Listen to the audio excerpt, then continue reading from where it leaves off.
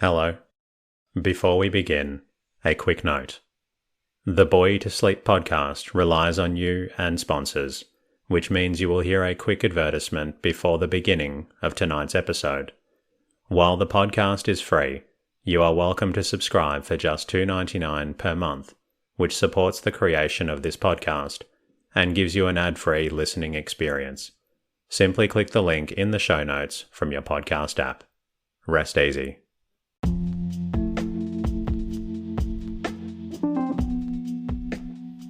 Hello. Welcome to the Bore You to Sleep podcast, the podcast that will hopefully help you get to sleep. I am going to read an open source book, one that is not particularly interesting, but one that is hopefully boring enough to get you to sleep. Tonight's reading comes from The Whys and Wherefores of Navigation, written by Gershom Bradford and published in 1918. This book explores the interesting aspect of navigating on land and sea. My name is Teddy, and I aim to help people everywhere get a good night's rest. Sleep is so important, and my mission is to help you get the rest that you need. The podcast is designed to play in the background while you slowly fall asleep. Today is very special, as it marks the 300th episode of the podcast. It's hard to believe that this podcast has now been going for over 5 years. I am blessed for everyone who supports the podcast, and in turn, I am honored to help you get a good night's rest. For those of you who don't know, this podcast was originally created because I had my own issues with sleep. I wanted to bring another resource to people out there who may have had similar issues to my own, and I'm grateful the podcast has such an amazing community. The podcast is self-made and self-produced, which is why you'll hear a quick ad at the beginning of each episode. With the additional help of subscribers and Patreon sponsors, I am able to keep delivering this podcast for free to those who need it. Thank you to everyone who shared their words of gratitude with me during the week, whether it be through the website or their podcast app. Firstly, a massive thank you to Saya Keeley, who has become a new patron on Patreon. Your $5 monthly contribution is heartwarming and appreciated. A massive thank you to all new subscribers of the podcast, and also to the existing subscribers and Patreon sponsors. Thank you to all Spotify listeners who took the time to leave a response in the episode Q&A. Your responses in Spotify are very helpful, which is why I publish them as soon as I receive them to say thank you. On recent episodes, thank you to Sed and Gainer. I'll try and bring some more boring topics to you in the future. And Karen, I am also glad that you have found the podcast. And to iTunes listener who goes by Nugget Hater from Turkey, I loved your reply, and I love the fact that you also listen on Spotify but went to the effort of leaving a response on iTunes. That is commitment, and I am grateful. Thank you to everyone for your lovely responses and for leaving a response in your podcast app. It really helps, and I'm glad to hear the podcast is helping you. If you find the podcast beneficial and would like to support the podcast, there are a few ways you can contribute. Be sure, of course, to follow the podcast in your podcast app.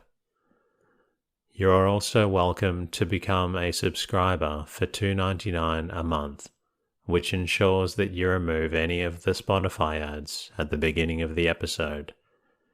If that is not possible, and I completely appreciate that it may not be, An easy way to support the podcast is simply by leaving a review and rating in your podcast app. Even one sentence really helps out. If you would ever like to say hello to me, you can visit me at boytosleep.com. In the meantime, lie back, relax, and enjoy the readings. The Whys and Wherefores of Navigation by Gershom Bradford. Preface. When taking into consideration the number of the excellent works now published on navigation, there would seem to be a small chance of finding a different angle from which to discuss the subject. The purpose of the majority of such books is to give instruction to beginners. This book, however, is written particularly for those who do their work mostly by rote, and wish to know more of the reasons, or perhaps for schoolship graduates, who may here find a chance to extend their horizons. I have not considered it desirable to avoid repetition, and in order to closely follow a line of thought, have freely repeated many points already taken up. This has, in a number of cases, avoided the distraction of seeking a page of reference elsewhere. I have had in mind that it serve as supplementary reading to the American Practical Navigator, Bowditch, that grey bulwark of navigation which for over 100 years has protected American ships through every deed of valor and every commercial adventure. It is placed beyond criticism by its venerable name and its remarkable record, and as a reference book for the navigator, it stands without a peer, but as a textbook it founders the student. If to such mariners as these a little insight is given to the whys and wherefores of their work, I shall be repaid for the work of many watchers below. These discussions appeared several years ago, in a less extended form in The Master, Mate and Pilot, the magazine formerly published by the American Association of Masters, Mates and Pilots. I have freely consulted the following standard works: American Practical Navigator, Bowditch, Wrinkles in Practical Navigation, Lecky, The Theory and Practice of Navigation, Dunraven, General Astronomy, Young, Navigation and Compass Adjustment, Guide to the Marine Board's Examinations. I have received and am grateful for very valuable help and suggestions from Mr. George W. Littlehales, hydrographic engineer, Mr. Felix Reisenberg, Commander New York State Scholarship Newport, and George A. Colley, now deceased, nautical expert, Hydrographic Office, New York, April 15th, 1918. The Whys and Wherefores of Navigation, Chapter 1. Introductory Remarks. In embarking upon the study of navigation, familiarity with the compass is the first logical step. The quick mental conversion of a course or direction, given in points to the same direction in degrees, expressed in quadrants, as south 35 degrees east, and again into a system by which direction is indicated by degrees from 0 degrees to 360 degrees. A mariner will encounter all three of these systems and will find constant conversion necessary back and forth for various purposes, The 0 degrees to 360-degree system is the most up-to-date and simplest form of handling direction. Following the compass may be taken up the use and description of other nautical instruments with which every mariner is supposed to be familiar. Dead reckoning is the first calculation to appear, and this involves the correction of the compass courses back and forth between true, magnetic, and compass directions. This is dealt with under azimuths and amplitudes. In practical navigation, a vessel commences her voyage and attempts to sail in a certain direction, but the well-known elements of compass error, variation and deviation, current, wind, seas and poor steering, all divert the vessel from the projected course. In dead reckoning, a navigator strives to keep track of his position by keeping a record of actual courses steered and distances run. He then is obliged to guess at the amount the vessel has diverted both in direction and distance, until an astronomical observation sets him straight again. It is here particularly shown that navigation becomes an art of estimating position, and the better the navigator's bump of locality, the greater his success. This is a peculiar gift and usually is born in the man.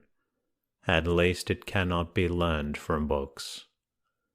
The process of finding latitude and longitude by dead reckoning is supposed to be already well known to the reader, and will not be detailed at length.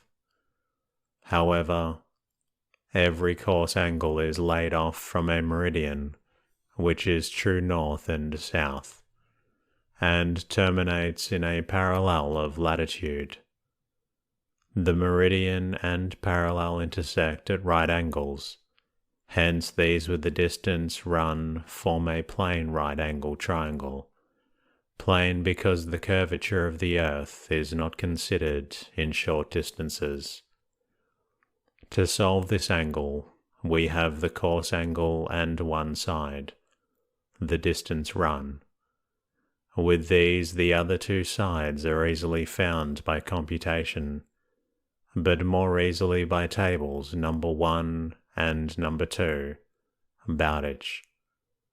The side along the meridian is represented by the column-headed lat, difference of latitude, and the side lying in the parallel is in the column-headed dep, departure.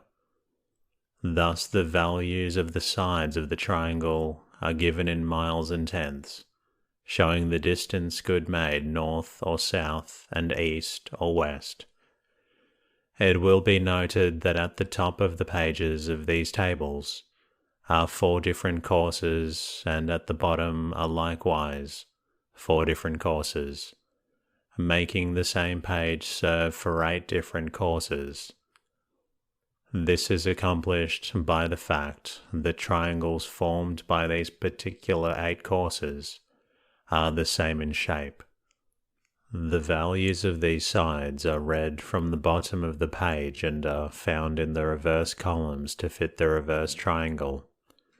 The latitude value read from the top of the page as 30 degrees becomes a departure value when read from the bottom with 60 degrees. The subject of sailings is one of the early problems confronting the student of navigation, and will be considered briefly.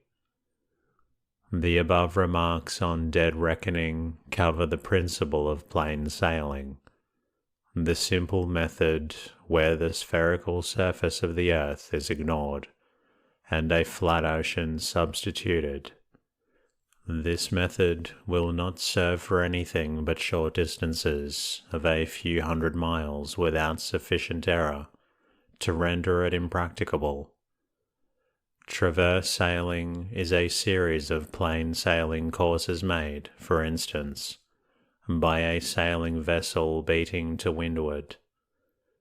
In parallel sailing, the vessel pursues a true east or west course and runs along a parallel of latitude. Thus all her progress is in the terms of departure, with no difference of latitude.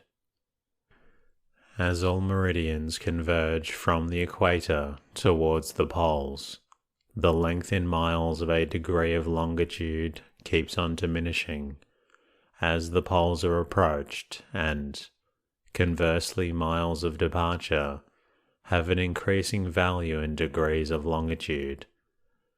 So in parallel sailing, what we desire to know is what is the value in the particular latitude of our course of our departure, miles in degrees of longitude. Having this and applying it to the longitude left will give longitude in.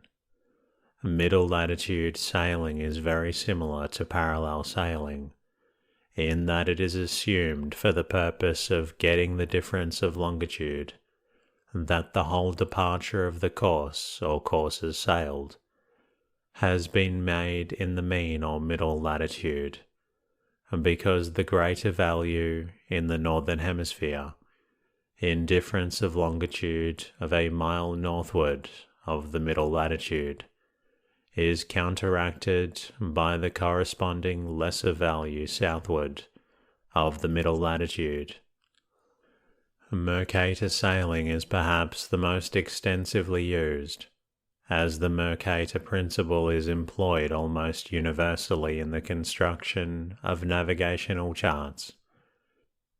The Sun is the center of the solar system, with all the planets, including the Earth, revolving around it, some with orbits greater and others less than that of the Earth. The planets in some instances have satellites revolving in turn around them, as the Moon in this case of the Earth. The movements of the Earth will be, perhaps, more readily understood by assuming a position at the North Pole. Here beneath the observer the Earth is rotating left-handed, against the hands of a watch once each day, while at the same time it is speeding onward through a space in left-handed curve, which in the course of a year resolves itself into a complete revolution around the Sun. The Sun and the stars are considered to be stationary for all navigational purposes, the apparent movements of these bodies being entirely due to the motions of the Earth. The result of our daily rotation from west to east is that the heavenly bodies march past our meridian in a majestic procession for 24 hours, after which the performance is repeated. The uninitiated are here forewarned against becoming confused by the assumption used for the convenience by navigators that the heavens revolve around the Earth. The planets and Moon join the Sun and stars in the daily parade past our meridian, but their apparent movements are not entirely an illusion, for they have motions of their own that somewhat affect the precision of their daily revolution.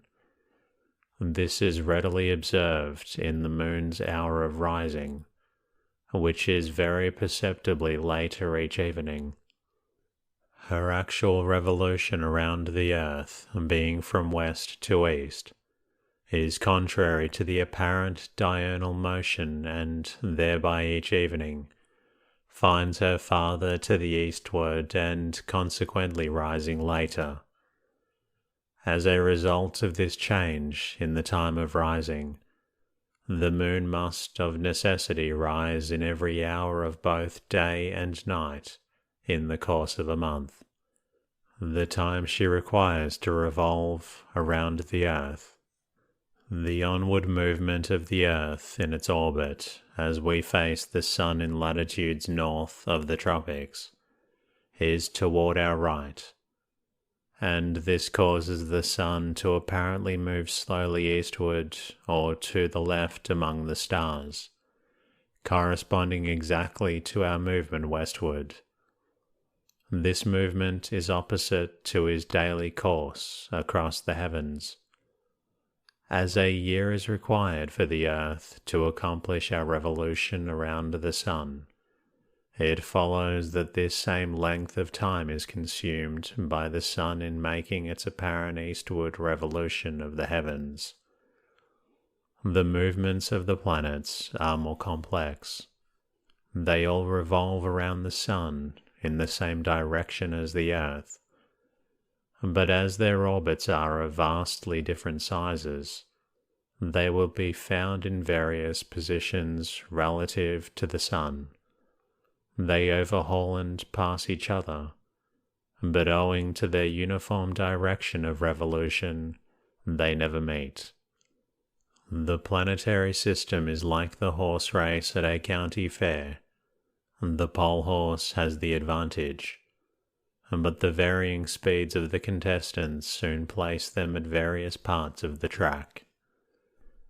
From the Earth, the movements of the planets, aside from the diurnal movement, are composed of their own actual movement around the Sun, combined with an apparent motion, due to the Earth's onward movement precisely as described above in the case of the Sun. The combined movement of a planet may be noted by reference to the fixed stars beyond it. The positions of heavenly bodies are determined by two measurements: coordinates, the distance north or south of the celestial equator, called the declination, and the distance east from the prime celestial meridian taken as a reference, called the right ascension, each of which will be subsequently treated at length under its individual heading. The movement of the planets eastward or westward, as described, constantly changes their right ascension, and as their orbits are inclined at different angles to the celestial equator, they are always changing the declination. The planets whose orbits are smaller than that of the Earth are called inferior, while those whose orbits are of greater dimensions are known as superior planets. Mercury and Venus are inferior planets and, consequently, are always nearer the Sun, their comparatively close proximity making them appear to us as morning and evening stars. In fact, Mercury is so close that it is unavailable, owing to the brilliancy of the Sun, for observation with a sextant, while Venus, on the other hand, a little more remote, is an excellent body to observe and is always found in the east or west, conveniently near the prime vertical, the most favorable place for a time sight for longitude. The twilight or dawn, which usually prevails at the time of a Venus sight, gives the navigator a good horizon to observe upon. Mars, Jupiter, and Saturn are superior planets, and their travels are so extended that they may be found almost anywhere in the heavens, within the limits of their declinations. The Earth's orbit is slightly elliptical, with the Sun located a little out of center, a little nearer one end. Should a line or axis be drawn through the long diameter, its intersection with that part of the orbit nearest the Sun is called the perihelion, while the opposite point is known as the aphelion. The former is used as a point of reference from which the Earth's position can be located in terms of angular measurement from time to time. This angle, known as the anomaly, is formed by the line from the Sun to the perihelion, and that drawn from the Sun to the Earth. The latter distance is called the radius vector of the Earth. We, the Earth, are at the perihelion about January the 1st, and consequently this angle at the date is 0 degrees. But from this time on, the angle increases approximately 1 degree a day throughout the year. The plane of the Earth's equator makes at all times an angle of about 23 degrees 28 with the plane of its orbit. This is a highly important angle to mankind, for upon it depends the climate of the world. The axis of the Earth, if we can conceive it as represented by a slender imaginary staff, extends through the unlimited distance to a point in the heavens, the celestial pole. This point is in the zenith for a person at our North Pole. Since the distance between these points is mathematically infinite, any number of lines parallel to this staff will appear to penetrate the sky at the single point of the celestial pole. Thus, the parallel positions of the axis corresponding to the Earth's various positions, even those at opposite sides of the orbit, converge into this common point. To be clearer, the parallel lines representing the different positions of the axis during the year, according to our geometry, form a group of separate points on the heavens. But the distance being beyond all reckoning, our limited conceptions fail to identify the group of points, and it resolves into one point. By the same line of reasoning, the plane of the Earth's equator remains parallel in all its positions throughout the yearly cruise around the Sun, and its projection marks but one celestial equator upon the sky.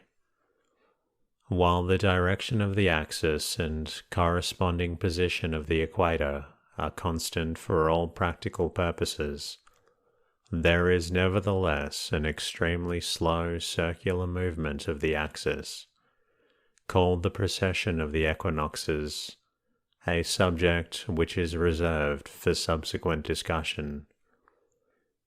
In nautical astronomy, the Earth is assumed to be the center of space, with the heavens forming a globular shell around it, known as the celestial sphere.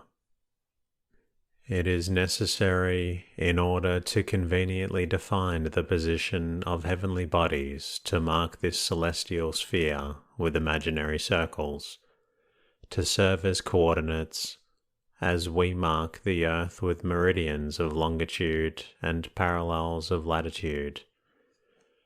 Before going into the explanation of these coordinates, it may be well to consider a few facts concerning circles. A great circle is of course understood to be one whose plane passes through the center of a sphere, dividing it into two equal parts. There can be an infinite number of these circles whose planes cut the sphere at every possible inclination, as long as they pass through its center. A circle may be a great circle of either the celestial sphere, the Earth, or even of a baseball.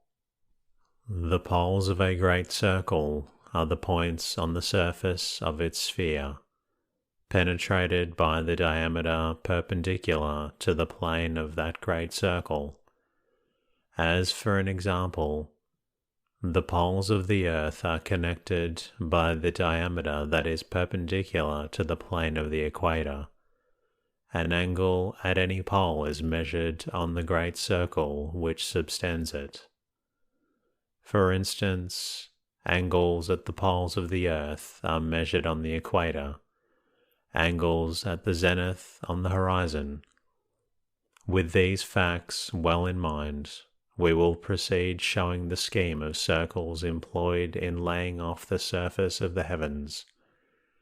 There are 3 systems of circles, each designed to fulfill a different requirement. The first system depends upon the position of the observer and changes its whole imaginary structure to correspond with his head movements. The plumb line, if extended to the heavens overhead, will determine the zenith, the point of origin of this system on the celestial sphere. The corresponding point directly beneath us is known as the nadir. The great circle of the celestial sphere everywhere, equally distant from both the zenith and the nadir, is the horizon. It is plain that a new zenith and new horizon are created with every movement of the observer. The facts that man is on the surface and not at the center of the earth, and that his eye is elevated above its surfaces, each creates another horizon. The rational horizon is marked by a plane, perpendicular to a plumb line and passing through the earth's center, while the sensible horizon is determined by a plane, also perpendicular to the plumb line, but passing through the eye of the observer. It will therefore be seen that these 2 parallel horizons are some 4,000 miles apart, the semi-diameter of the earth, but this distance when projected on the celestial sphere becomes insignificant when compared with the infinite distance of this sphere from the earth, and the rational and sensible horizons shrink into a single line, so far as we can perceive. While this statement is true when dealing with the stars, it needs modifying when dealing with the sun and moon, and in very accurate observations of planets, as their distances are insufficient to eliminate the angle formed between the line from the body to the center of the earth, and that from the body to the observer. This is allowed for when observing these bodies by applying the correction of parallax to the observed altitude. The visible horizon is the boundary seen between the sea and sky. If the observer's eye were at the level of the sea, his visible horizon would coincide with the sensible horizon, defined above. But the elevation above the surface from which sights are taken causes the line of vision, tangent to the sea, to be depressed below the plane of the sensible horizon, making an angle with it called the dip of the horizon. In practice, all altitudes of heavenly bodies taken from a vessel are measured to the visible horizon and corrected for the dip to reduce them to the sensible horizon. Then again, corrected for parallax to obtain the true altitude of the body above the rational horizon, or what is the same thing, the altitude as observed at the center of the earth. From the zenith, an infinite number of great circles known as vertical circles sweep around the celestial sphere, cutting the horizon at right angles and passing through the nadir. The one which cuts the north and south points is called the celestial meridian, and is evidently a projection of the terrestrial meridian. The vertical circle passing through the east and west points is called the prime vertical, and has a distinction above other vertical circles by virtue of its being the most favorable position for a body in observations for longitude. The heavens are further swept by an infinite number of parallels of altitude which are, as their name implies, parallel to the horizon. The azimuth of a body is its angular distance from the north or south points of the horizon, determined by the angle formed at the zenith. or by the arc of the horizon between the meridian of the observer and the vertical circle passing through the body. Amplitude is the angle at the zenith formed by the prime vertical and the vertical circle passing through the body, or it is the angular distance from the cast or west points measured on the horizon, and is measured similarly to the azimuth. The system of laying off the heavens just described is well enough for the momentary locating of a body, which is a very important feature in navigation, but for some purposes a more stable point than the zenith, which on shipboard is ever-changing, is needed from which to form a system that is constant the world over. To meet this demand, we take the point in the sky penetrated by the prolongation of the Earth's northern axis, the celestial pole, and from this point meridians and parallels are developed upon the celestial sphere, as has been done on the Earth. In fact, it is as though these terrestrial coordinates were projected to the heavens, where they hold the same relative positions as upon the Earth. The northern celestial pole is in the zenith at our North Pole. The same is true of the South Pole. The celestial equator, or the equinoctial, is a circle which is midway between the poles and everywhere 90 degrees from them. It marks the termination of the plane of our equator, extended to the celestial sphere, or in other words, it is always directly over our equator. The parallels of the celestial sphere evolved by this system, corresponding to those of latitude upon the earth, are called parallels of declination, while the celestial meridians having as their point of origin the prolongation of the earth's axis are known as hour circles. The particular hour circle passing through the zenith is one and the same with the celestial meridian. It will be seen that this circle must pass through the zenith, nadir, and the poles. The angle formed at the pole by the hour circle passing through a body and a local meridian is the hour angle of that body, and is measured westward through 24 hours, although AM hour angles of the sun are reckoned eastward through 12 hours. And that concludes tonight's reading. I hope you've enjoyed listening to this story. If you're not quite tired yet, please feel free to listen to another episode of the Bore You to Sleep podcast. Until next time, good night.